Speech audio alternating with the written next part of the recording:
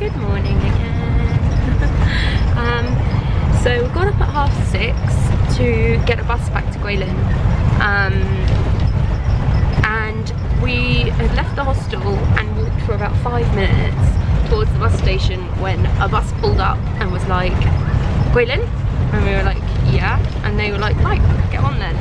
And we're a bit worried it would be really expensive, but it's just exactly the same price. Yeah, so we're already on the way, and we're probably going to be really early. Yeah, but no, that's definitely a good thing. Well. So I made us get up at 6:30 just in case we missed the train, which we really can't afford to do. No, it's quite an expensive one. Yeah. So who knows where we're going, or whether this is legit or anything like that, or where we'll end up in Guilin at the other side. But we are on a bus on the way to Guilin. There are other people on here, which is good. Yeah. See you on the other side.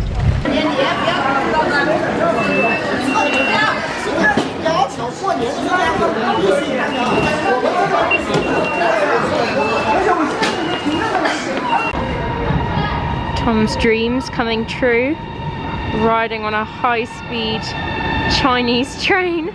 They are amazing. It's like a snake, we said. Just goes on and on. Should get us halfway across the country in 8 hours. So this is where we're going to be travelling today. Very cool. We're lucky we've got the front seats basically. So we've got a little table and loads of leg room for Tom, which is good. The only thing is the toilets are just through those glass doors, but we're hoping they're shut when the train gets moving because the smell is quite bad. I've got like a handy balaclava thing on. Is it called a balaclava? Yeah. Balaclava thing on to cover my nose, so. And we've got a little bit of food to eat today. What have we got? We have some, walnuts. I think they're honey roasted walnuts. Another pack of these sesame seed cakes, which are really yummy. Some saltine crackers. Some oranges we picked up from the market. And some dried mango. And some Sprite. Oh, there's my hand sanitizer. So it's not very much, but we really couldn't find anything. And we'll make a bit of a feast of it. And I've got my Kindle, Tom's got his phone, I've got my laptop, and you've got your book, haven't you? So these chairs are really comfy, like really reclined. And I've got my J pillow for us to sleep on if we get tired. And there's the station there. Bye bye Guilin and Yangshuo. On to Hangzhou.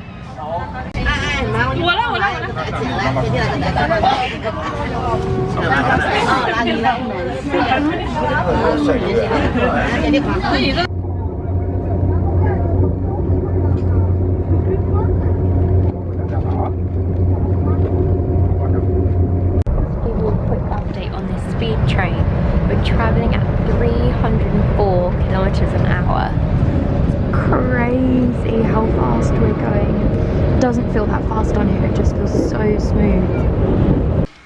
Good evening, world.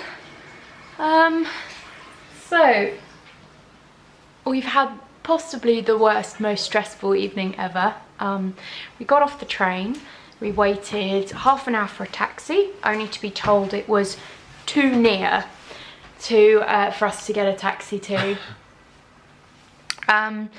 So with that knowledge in hand and a map, we left the station. Only thing was the hostel wasn't where it said it was again. Seems to be a recurring theme. Hi guys, so it's just from the future here. I'm talking to you from Australia. Basically in the video you've just watched,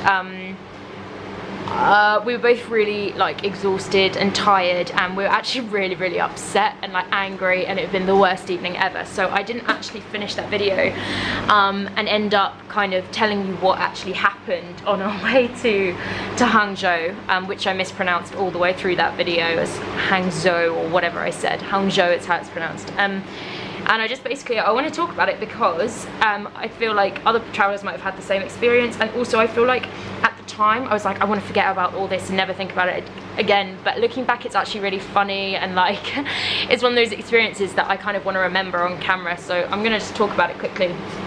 So as I said in the video, we waited for a taxi, and all of the taxi men said that our hostel that we had booked was too near to get a taxi to. So we walked in the dark, in the pitch black, along complete dirt roads and on the backs of highways. I had my rape alarm in my hand the entire time.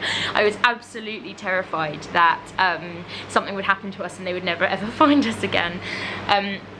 So we walked and walked and walked. We walked for about 2 hours, 2.5 hours, didn't we? Something like that, 2.5 hours. The hostel was just not where it said it was at all, and eventually it was only by spotting the Home Inn, which was it's a very, you know, popular brand in China, the Home Inn. You know, Fiona, who will be in the vlogs later on, has stayed there, says it's absolutely fine. Anyway, and we spotted it in the distance. It was nowhere on the map or anything, we just happened to spot it. Tom spotted it, so we made our way there. And basically we got there. This is after 2.5 hours of walking. We've been on the train for 8 hours, half an hour for a taxi, 2.5 hours of walking in the pitch black. It was getting on to 10 o'clock, and we got into the hostel and walked towards the reception desk, and after trying to communicate with them for ages, they didn't speak a word of English. On their Google Translate button, they told us that they didn't allow foreigners to stay in the hostel. I have subsequently checked their booking.com profile for the Hangzhou branch of the Home Inn, and it says nowhere on there that they don't accept foreigners, but it's a really common problem in China basically, because more common than you might think, and it's not any kind of racist thing against foreigners, it's simply that the government hasn't given them a license to accept foreigners into that particular branch. But it doesn't say that online. But realistically, the hostel has no reviews. We should have looked at the reviews before, which is something we were very conscious of in Vietnam, and where we had no problems at all. So that is actually just something I would really advise you to do. Anyway, we were so lucky in that I had spotted a little hotel around the corner. From there was nothing else for miles, so we went around the corner, and again we had to use Google Translate, but they gave us a room which was so lovely. It was the craziest room ever. It had like a mahjong table and everything, and I don't think I actually managed to show it to you because we were so down in Hangzhou that I just wasn't at my best for filming, and that's kind of why this video is so short. But it's just so funny looking back, and it's these experiences that make traveling, so that's why I wanted to talk to you about it today. So yeah, Jess from the past wasn't in a good enough mood to say goodnight, so I'll say it for her, and hopefully she'll be more upbeat tomorrow. Although from what I remember, you start the vlog the next day, because I literally can't face talking to them about what happened. So if I repeat myself in tomorrow's vlog, I'm sorry, but for now, that's what happened, and I'm feeling fine about it, so don't worry. Good night.